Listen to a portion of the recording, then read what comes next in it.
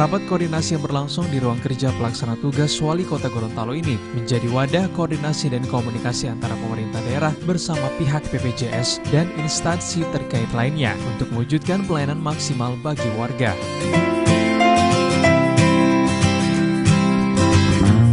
Penerapan program jaminan layanan kesehatan yang menjadi unggulan pemerintah Kota Gorontalo harus dilaksanakan sesuai prosedur sehingga dapat memenuhi kebutuhan seluruh masyarakat.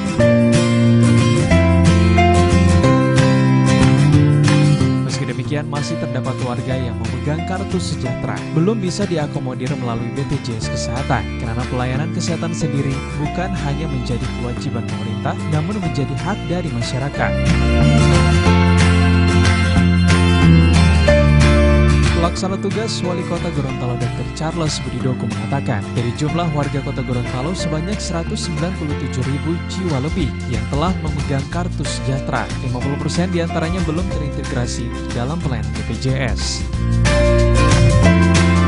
Pada rapat yang kedua ini, saya minta semuanya tertulis, hitam di atas putih, ada notulennya.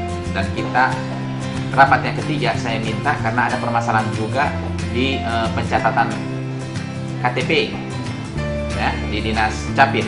Nah, rapat yang berikut masih ada bermasalah sekitar 48.000 jiwa.